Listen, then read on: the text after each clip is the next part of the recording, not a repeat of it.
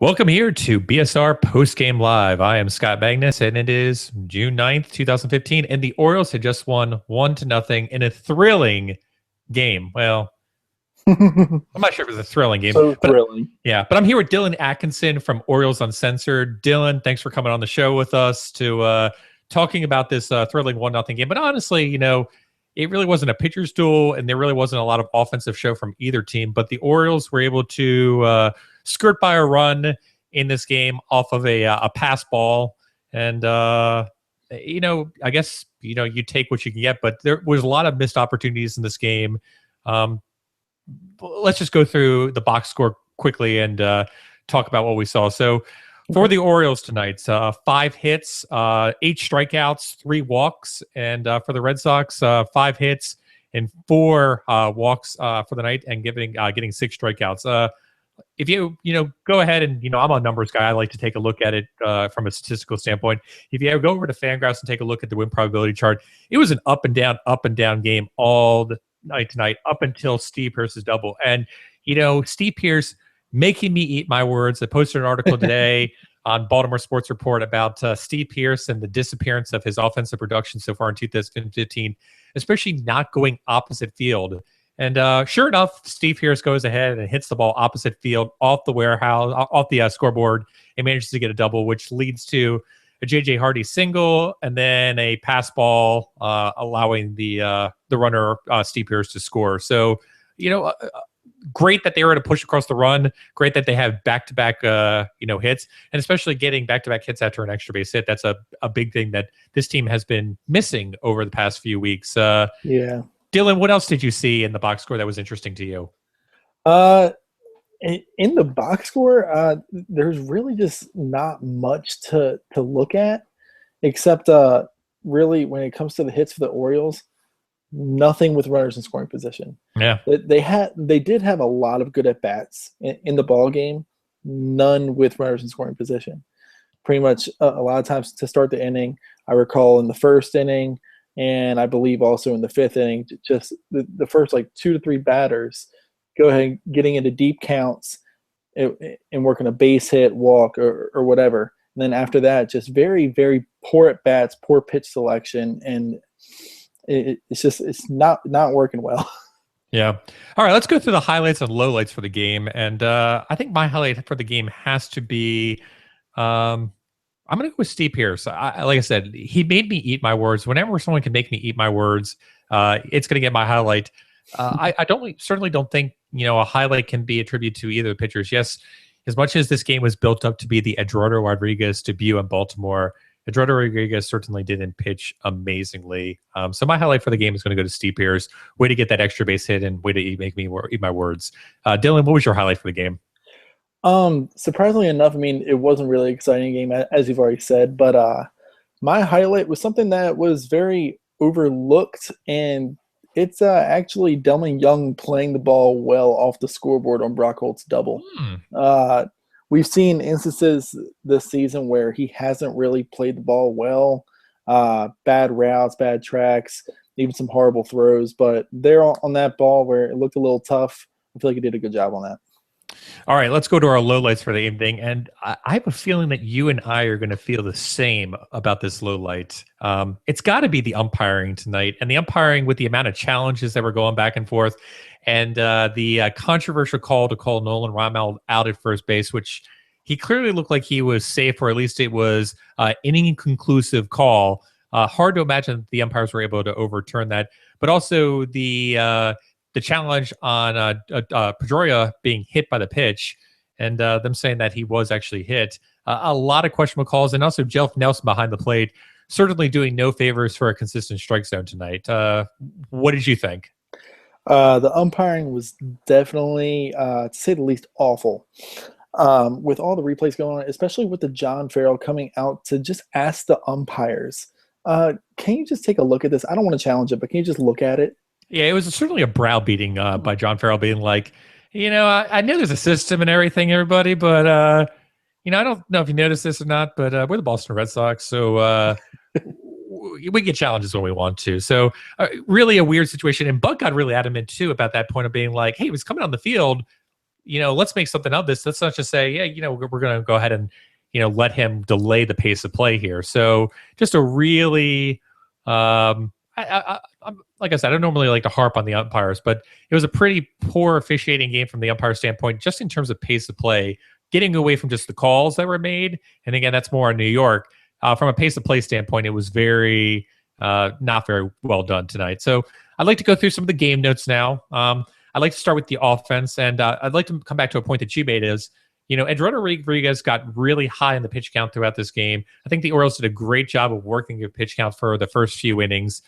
Jones, Davis, and Pierce did a great job, which is really good to see, getting away from that aggressive swinging and kind of allowing a rookie pitcher or a pitcher that doesn't have much of a scouting report at this time to allow the rest of their teammates to see him and be able to approach him better. Now, unfortunately, that never dictated into runs, but it's a good approach that I like to see the Orioles take, not just so much against, a great pitcher like a Chris Sale, but against all pitchers and just kind of be a little bit more selective in their approach, especially through the first few innings. Yeah, I mean, I totally agree there. I mean, I feel like in this season and also in 2014, we just saw so many games where we were just getting frustrated because we would be seeing pitchers, even if they gave up like 4 runs in the game, they'd be going into the 7th inning with a pitch count at, 70.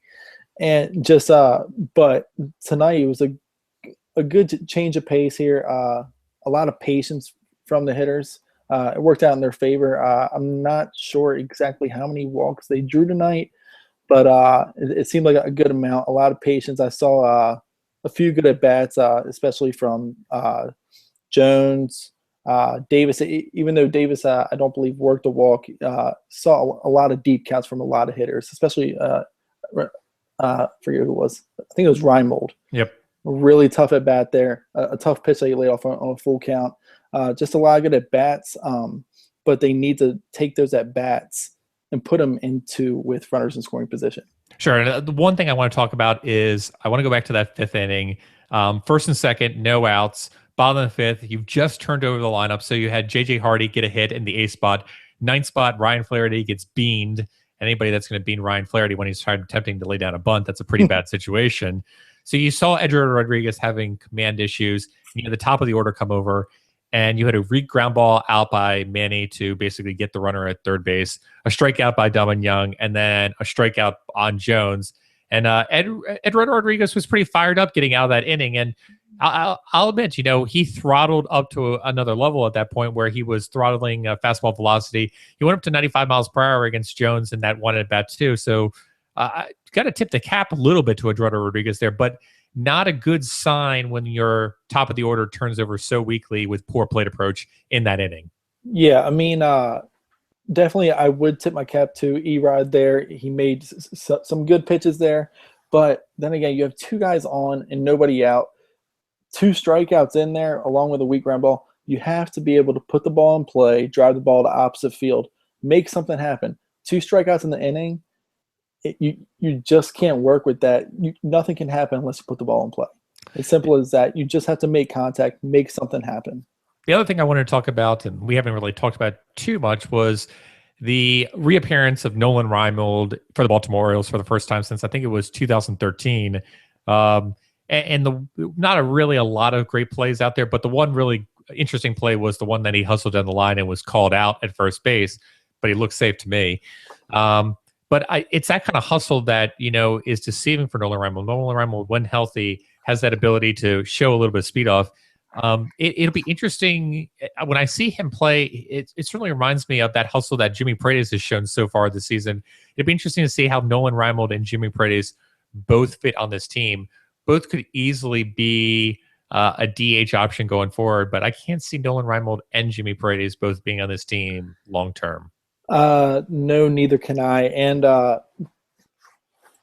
when I was thinking about him coming up and everything, everybody was saying get rid of Lowe, get rid of Snyder, easy pick their outfielders. I said DFA Jimmy Paredes. I mean, Paredes is definitely struggling right now. BABIP definitely saw that coming there. Yeah. I can see Paredes getting back to a normal level here, but it's nothing too exciting for a DH that can't play the field at any position. You can't carry a hitter that's not hitting and can't play defense for you. So in that case, I think Paredes is definitely the guy that needs to get the boot, especially on a team that prides itself on defense so much.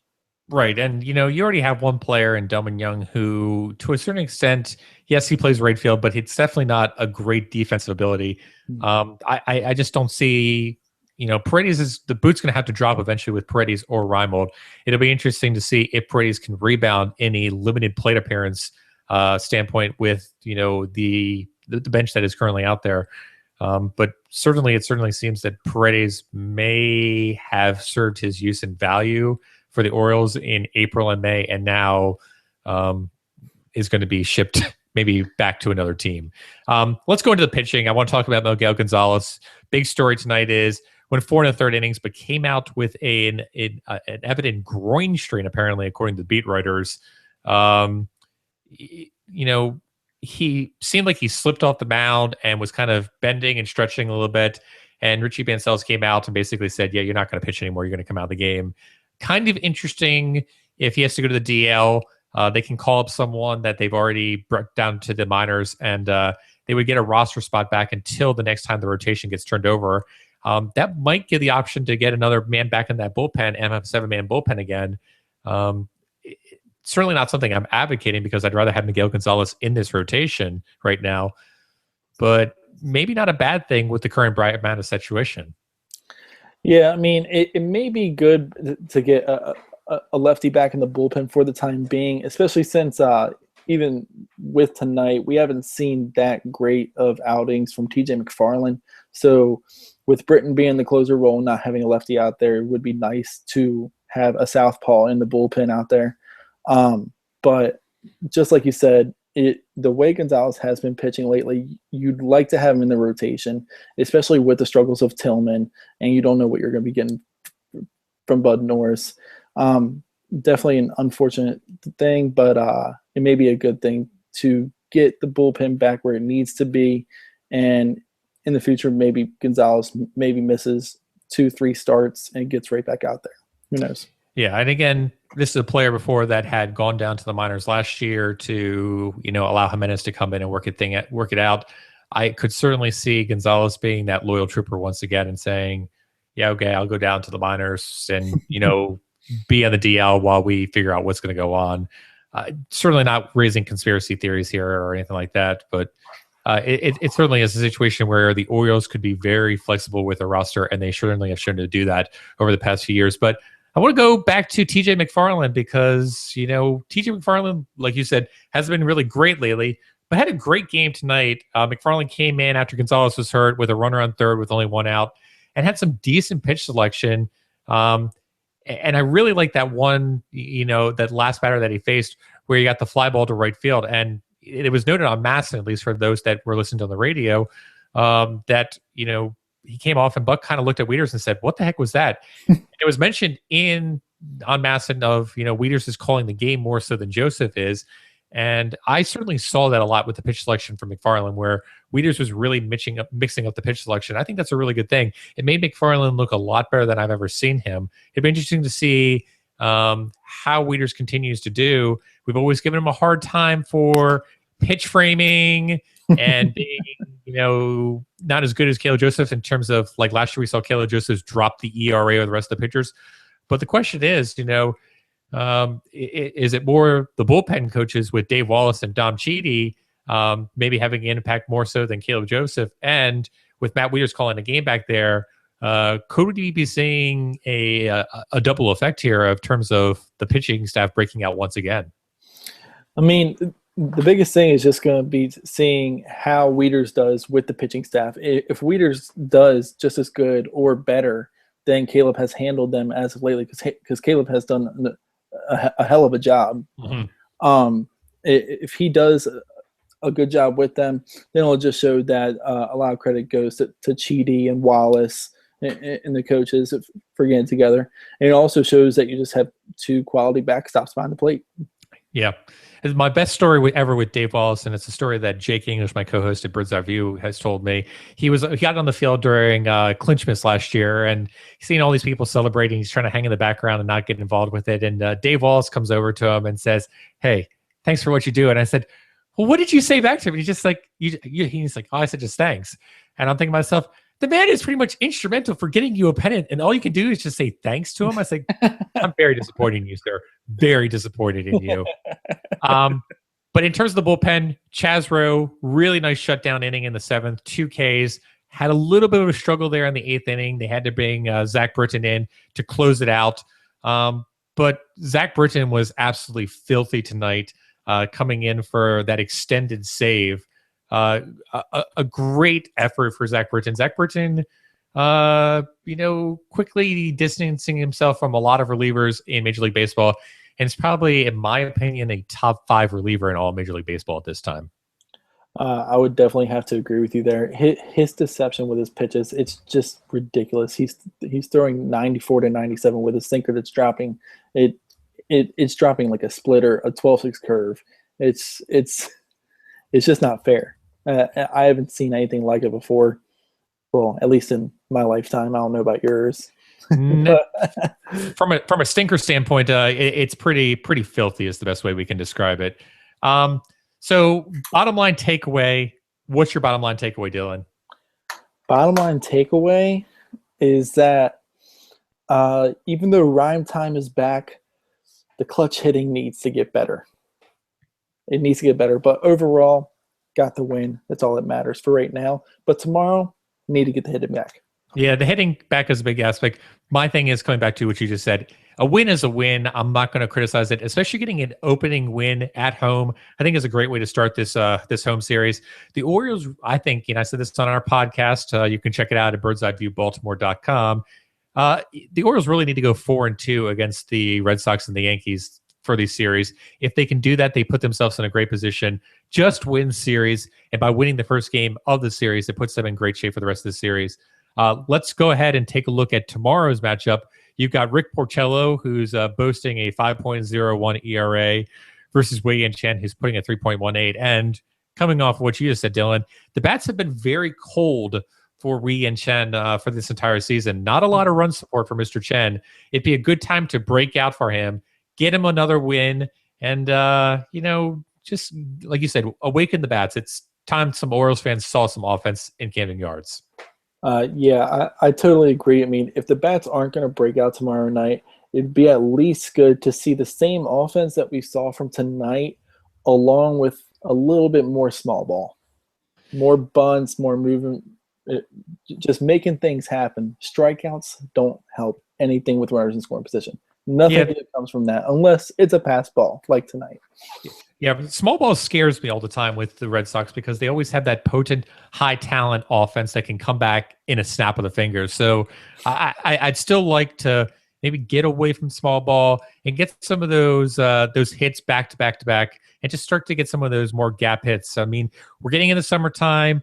It's 89 degrees. The humidity is hot in Camden Yards. I'd like to see some home runs. And tomorrow night, Rick Porcello is coming in with a 1.41 home runs per 9 innings. Sounds like a pretty good opportunity to lay the long ball on him tomorrow night and get some dongs out there for the Orioles. So that's what I'm hoping to see is I'm going with 2 home runs tomorrow night, and we'll see how the Orioles do after that.